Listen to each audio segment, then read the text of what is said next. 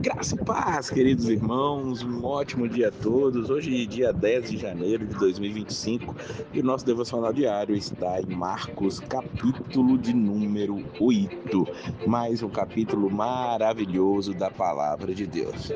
Parece repetido, mas não é. Jesus vai alimentar mais uma vez uma multidão. E é interessante que, apesar de não ser uma repetição, nós vamos ver as mesmas atitudes aqui acontecendo, tanto da compaixão de Jesus por aquela multidão, quanto da incredulidade dos discípulos. Jesus, ele tem compaixão daquela multidão que estava 3 dias com ele e não tinha mais o que comer, e ali ele vai dizer para os discípulos que precisava alimentá-los, e os discípulos respondem, diz o versículo 4, de onde poderá alguém satisfazê-los de pão aqui no deserto?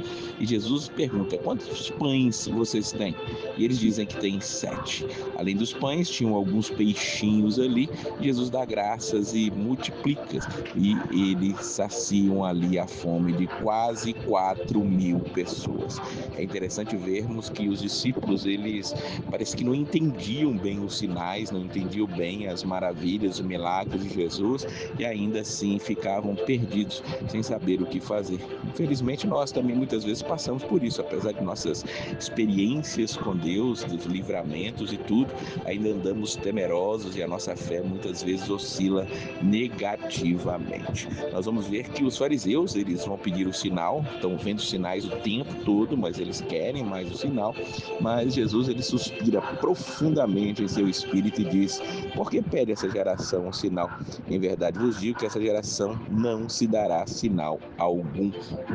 E segue adiante ali no seu ministério. Nós vamos ver também aqui Jesus curando um cego. Jesus cura muitos cegos durante o seu ministério, muitos deles são mencionados, e esse aqui também é curado de uma maneira peculiar. Eles trazem para ele um cego, e Jesus, para curar aquele cego, diz o versículo número 23, que ele cospe nos olhos, impõe as mãos e pergunta se ele via alguma coisa. Ele responde que vê os homens, pois os vejo como árvores que andam. Ele estava vendo ali meio que com a vista turvada. Talvez aqui o que Jesus esteja fazendo é uma crítica aos sacerdotes. Os sacerdotes tinham a ideia de que eles podiam sim ali estar purificando as pessoas com cuspe ou com algum tipo de água, mas essa água não resolveria.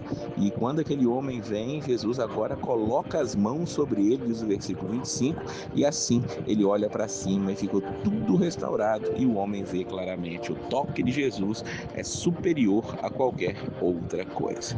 Uma parte importante nesse capítulo é Jesus perguntando aos discípulos. Ele pergunta, quem dizem os homens que eu sou, no versículo 27? Os discípulos dizem, uns dizem que é João Batista, Elias, outros um dos profetas. Mas Jesus vai ao âmago da questão. E vocês? Quem dizeis que eu sou? Pedro toma a frente e diz, tu és o Cristo. A declaração especial de que todos nós sabemos está fundamentada a igreja. Cristo, o Filho de Deus, é Jesus Cristo. Então, que nós possamos também responder a isso. Quem é Jesus para você?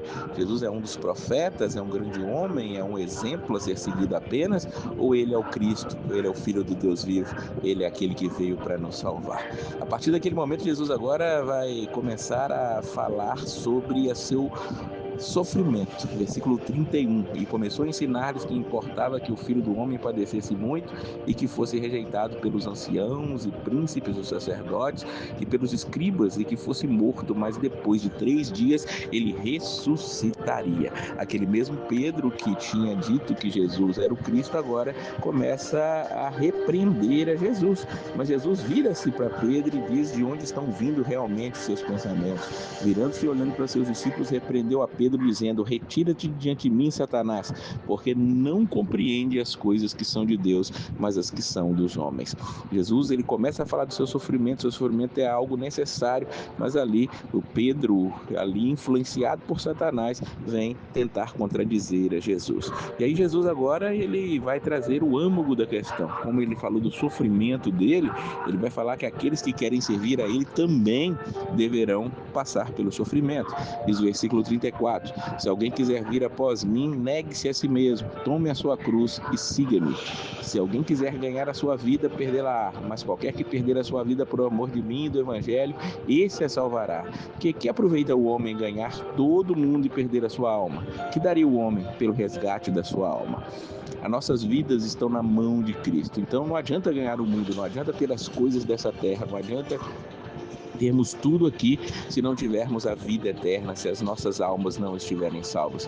Que nós possamos entregar a vida àquele que é o Cristo, Filho do Deus vivo. Que nós possamos entender que seguir a Jesus é tomar a sua cruz. É sempre impressionante pensar nesse sentido, porque a cruz, naquele momento ali, era o principal instrumento de tortura.